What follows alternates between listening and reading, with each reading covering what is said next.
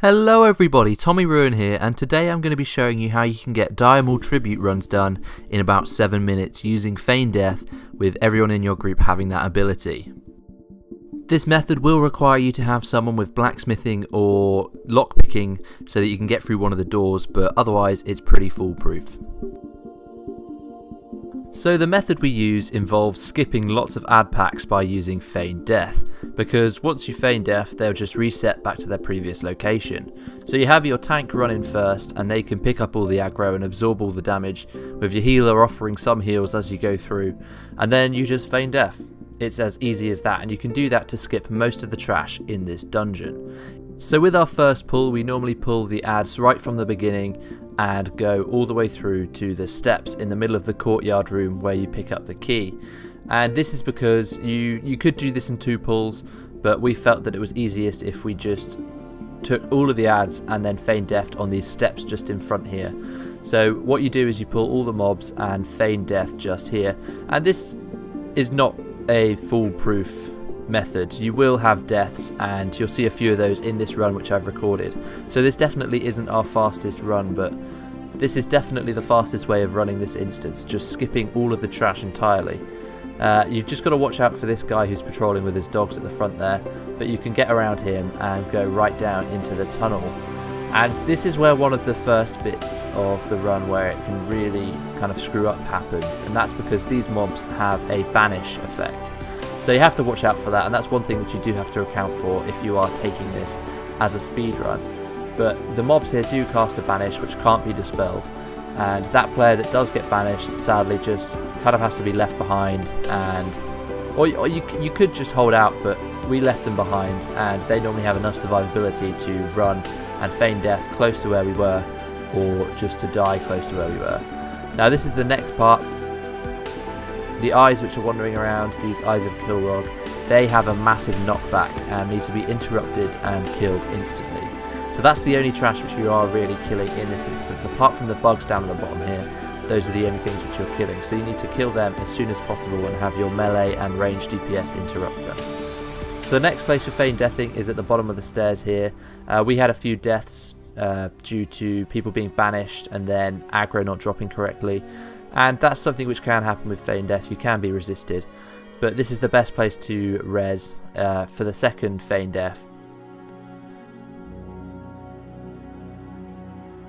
So you really want a healer that can do a lot of healing while on the move, so hots and shields are the best way to go for this dungeon. My build is really not optimised for this. The only instant heals I have are Renew and Circle of Healing, and then Surge of Light if it procs. So I'm really not optimised for this run, but I can do fine, and I'm sure if you built for this run you could massively reduce the time by being able to pull more packs.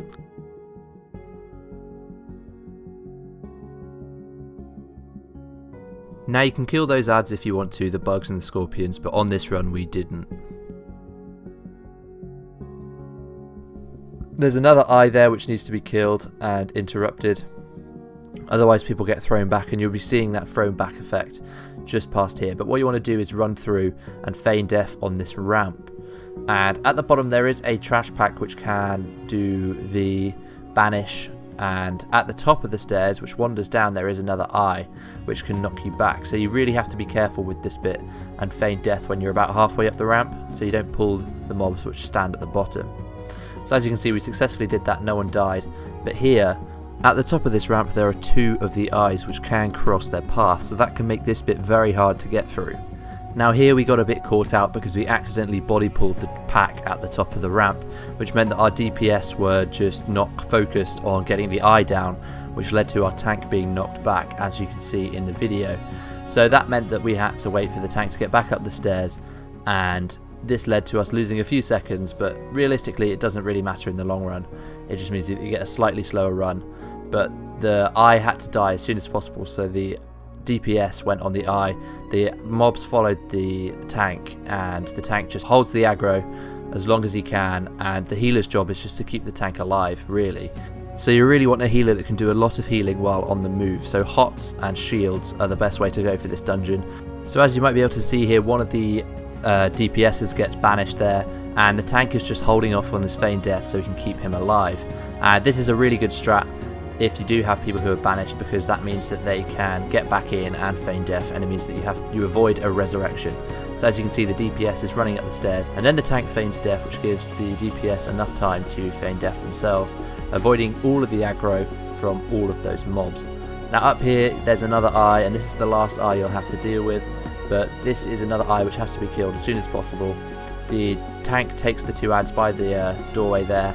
Someone opens up the door using lockpicking or blacksmithing, and then you go through. You don't kill those adds, you have to keep them going, and you run on through.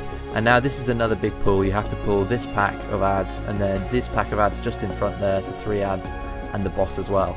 And this is where I always messed up. I seem to die here every time using feign death, and I don't know why. I don't actually die here this time, but we do have the fact that the tank pulls aggro from the boss due to his feign death. So if you are the tank here, you are feigning death last here, but you need to wait for your DPS and your healer to get around the corner to feign death. You need to be careful, because if you do resurrect too late, then you'll pull the aggro off the boss. So if you can, you want to move around the corner a little bit to avoid that happening. So here we have a really messy pull, and this is probably the messiest pull of the whole thing. We get feared, we get banished. I get feared twice. Somebody dispels the fear the first time, but then I have to use my PvP trinket to get out the second one. But this is a really messy pull here, and I do actually end up dying. I think my feign death gets resisted, or I heal someone who's still in combat, which leads to me getting aggro again, and I just have to take the death. So as you can see, I nobly take the death and get rezzed, and then we go straight onto the boss. And the last boss is pretty easy. It's just a tank and spank really. Get the king down and avoid the add, and that's it, you're done. That is the diremaul tribute run in about 7 minutes. Obviously this run was not optimized. We had people die, and things sometimes don't go in your favor, like banishes and pushbacks, but it is a really easy method to do. And it's all down to feign death being available for everyone, and it having such amazing utility.